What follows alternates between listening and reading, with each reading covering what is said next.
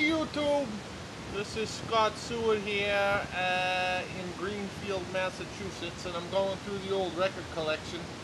I gotta get rid of some records.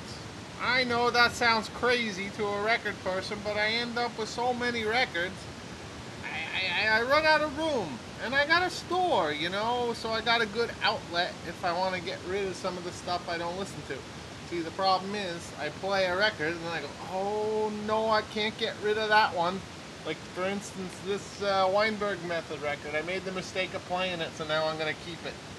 It's a good electronic record. Got Ode to Billy Joe on there. All kinds of good songs. Heavy Breathing, Animosity, Big Fat Woman. All kinds of good stuff from the early 70s on Anvil Records. So now I gotta keep it.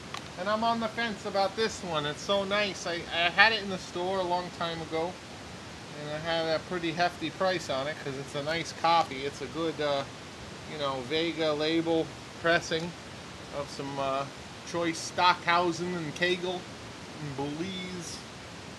And I'm keeping it, but then I think, you know, I never play it. And somebody should enjoy it. Somebody who doesn't have it, right? That's the way I think, anyway. But I'm on the fence because it's so nice. And when am I ever going to see a nice one like that again? This one too, I made the mistake of playing. System Tandem by Yuri Stiven and Rudolf Dazik, which is the 70s thing on Japo Records from Germany. It's a really good sax and guitar record. It's a little avant-garde, you know. Got a good song on there called Puddle on the Muddle. And again, when am I ever going to see a nice copy like this again from the 70s? It's never been played. And I'll give you a little tip here from your friend Scott. You know where I got this record? You're never going to believe where I got this record. I'm going to tell you where I got this record. Oh, as a matter of fact, where I got this record too, which I made the mistake of playing today, so now I'm going to keep it. Bobby Bradford and John Stevens there on Nessa. Spontaneous Music Ensemble. That's some real avant-garde stuff. Look at that hairdo. Look at that. That's new wave. And look at the beard. He's hip. He's a hipster. But it's a good record. It's got Julie Tippett's on there. That's some good stuff. And I made the mistake of playing it. So there you go. And it's, you know, it's a 80s reissue on Nessa, but this is the real deal. You know where I got these records? You'll never believe it. Newbury Comics. I know. Newbury Comics. When was the last time you bought a record at Newbury Comics? If you're a record person, probably 1984 if you're old enough. But here you go. There's a Newbury Comics, and now I can't remember the name of the town it's in. It's near Boston there. It's a big store. You'll have to ask me on another day. Anyway, they've got a really choice used record selection there. The guy there is trying to do God's work, trying to get Newbury back into the game, and I'm all for it. Nice guy too. Let me dig in the back. When was the last time anybody at Newbury Comics let you dig in the back? I don't know if it's ever happened. This guy though, oh, another one I made the mistake of playing today. It's gonna take this to the store. This Leggett E on the Wirgo. Oh, this is some good stuff. I wish, you know, if I had the money, I would own everything on this label. Everything. But this one, yeah, I gotta keep it. I got it. These I'm not so sure about, though. I got these Mama's Boys records. And I got them, and I must have them for a reason. You know, early 80s hard rockin' stuff. I think they were from Ireland. The Professor is on lead guitar, and Tommy the Fanny on drums. But on Ultra Noise Records, which I love.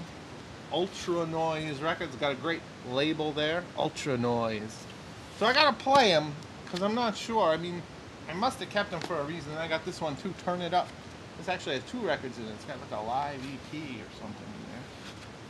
But I love that they were sponsored by Lee Jeans. They are all wearing Lee t-shirts.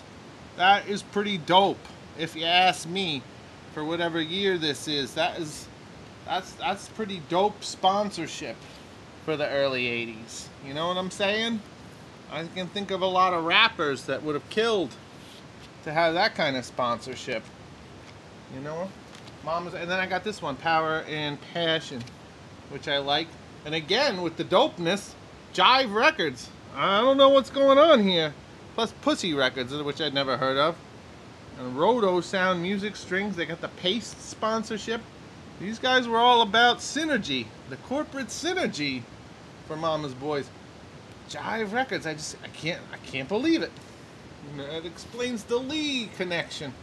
Because maybe they were closet break dancers or something there in Dublin. This one I love for the cover, but I never play it. I just love that cover so much. I love Skeeter, but I got a lot of Skeeter records, so I don't know if I need to keep them all. And that I think would look nice in the store, you know, in a place of honor there, because that's a good one. This one, you know, some of this stuff I end up keeping, and I have no idea what the Anaximandros. Life is a Skullbow. That's the name of the record. And if you say so, I have no idea. Like, I'd have to go play it to even figure out what the heck it was. It's something. This one is kind of a garagey record, I guess. 80s. Psycho's Mum. But, you know, I never play it. This is on the Bevis Franz label. That's that psychedelic dude over there in the UK, the Bevis Franz. And this is a little different from the regular psychedelic Bevis Franz kind. This is 1989. It's good. It's like a little gothy, but I just, you know, I don't play it, and somebody might enjoy it. Somebody other than me. This again, with the I don't know what it is. It could be anything. I know it's probably something, you know, industrial, or what the heck is it? What is that? Arcane device. Okay. Yeast culture. Oh my gosh. PFN. I don't know. I'm guessing it's noisy, electronic, something. But I never play it. So what do I do with it? You know? Somebody might go, that's the one yeast culture release that I didn't have. And they'll be really happy. So, there you go. I got this the other day, actually. This is on the DeWolf label. The DeWolf Music Library, which is a very collectible label, of course, for the funky sounds of the 70s. This, not so funky. This is kids' music by a guy. And it's a little, I don't know, for the DeWolf completists, you know, they might like it. But there's nothing too funky on here. It's got some, you know, some promising titles. Dream Child, Slow and Delicate. Rise and Shine, Free and Easy. But it's a little too, you know, hokey. This I also just got the other day. I was actually up in Brattleboro, and I saw this at the Turn It Up store in Brattleboro like a year and a half ago, and it was $5, and I didn't pick it up. So I figured, well, now it's $2, so I'll give it a chance. I like the booklet. It's a Christian kids record. It's got some nice illustrations, but boy, is it hard listening. It ain't something you're really going to want to listen to twice. Unless you know, you collect that sort of thing. So some people do. So, you know, I'll ask around. Maybe somebody I know would enjoy that sort of thing. We'll see. Let's see now. I got Millie Jackson, which is a great record on Spring Records, one of the early Millie Jacksons, but I just never play it. You know, I got a lot of stuff to listen to. I've listened to it and enjoyed it, but I'm thinking, you know, this might go good in the store. Again, Gabor Szabo, somebody I enjoyed a lot in my youth. And I listened to him a bunch, you know, in my youth.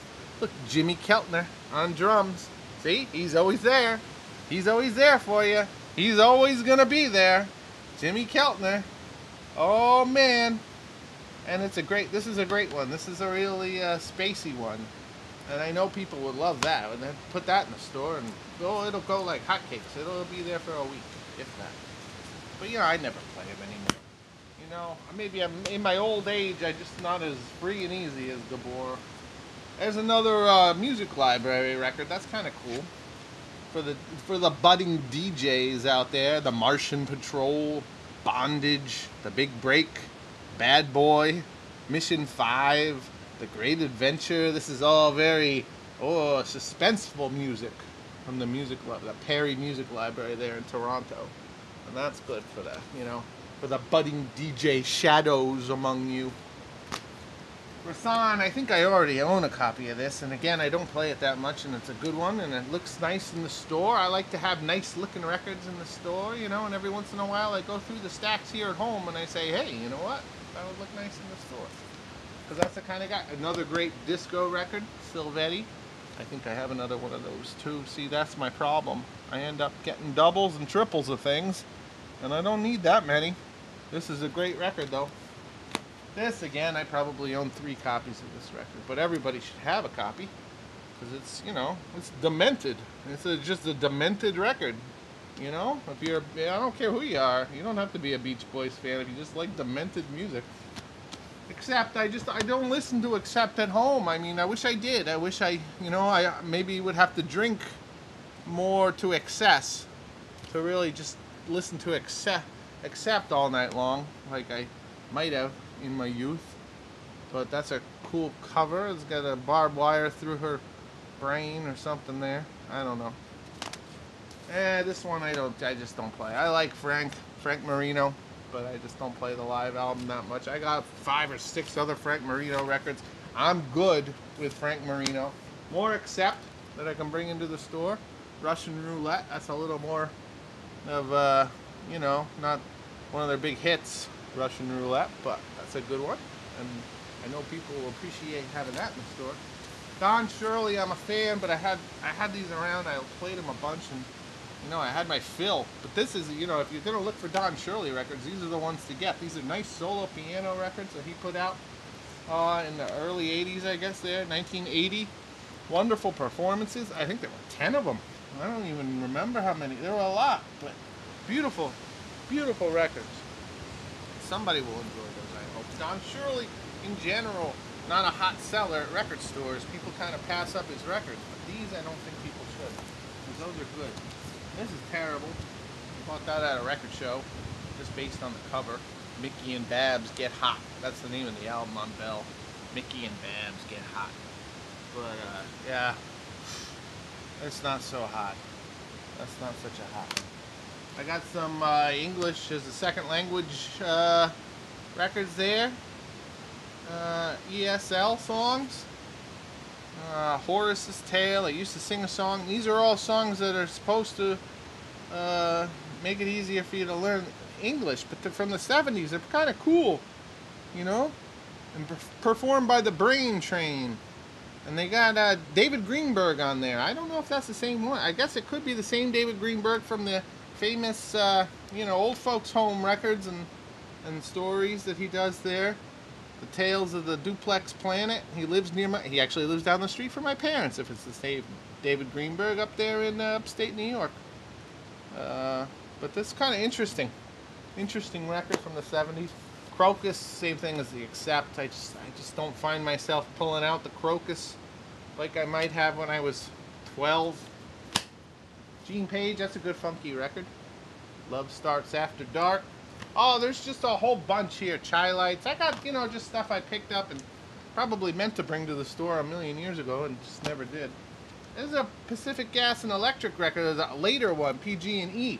They changed their name to PG&E to confuse people, I guess, and maybe hide their records from view. I don't know. Delaney Bramlett produced some tracks, you know. I wish it were a little funkier. I've never been a big fan. I enjoy their first album, which is kind of the hardest one to find, but never been a really big fan. Got a little Yorma solo. I love that cover. Solo Yorma, but I just don't play it that much. I got Hot Tuna up the wazoo, you know. I got so much of that stuff. Oh, it just goes on and on. Here's some nice reissue of Eric Dolphy. Beautiful Sandy Denny there. I already have 2 copies of this record, but one of my favorite records on earth. An original island pressing from America. Coney Hatch. That's a great cover. Don't you think that's a great cover? Look at that there. That's an early Coney Hatch. That's pretty good. If you're a hard rocker, you might want that one. Again with the hard rock, Lucifer's Friend, Mean Machine. That's a later Lucifer's Friend. That's got some good stuff. Cool Hand Killer. You know? Anyway, it goes on and on and on. Oh, this is a good one. John and Mary soundtrack. I've never even seen the movie. I'd love to see the movie someday. I don't know if it's on the Netflix or not. Mia Farrow and Dustin Hoffman. I've never seen this movie. It's right up my alley. Quincy Jones, It's got a beautiful song on here, Maybe Tomorrow, that Quincy Jones does. But the best thing on here, and this is a tip from your friend Scott, if you go to a record store and you go through the soundtrack section, look for this one, because it's got a very cool psychedelic song with Jeff Bridges on vocals. The actor Jeff Bridges, the Big Lebowski. It's called Lost in Space. It's very spacey. It's got some good moody space effects. So you look for that one. It's probably not an expensive record, you know. But that's one that you wouldn't know about unless I told you about it. The Jeff Bridges track, Lost in Space. It's for the real Lebowski fan out there. But that's a good record, except on the other side they got a lot of classical music and kind of ruins the mood. Anyway, that's it for now, YouTube, because I got more, but I could be here all night. You know what I'm saying? And I'll be back soon with some more records from the collection. And I'll see you soon. Okay, YouTube? Check you later.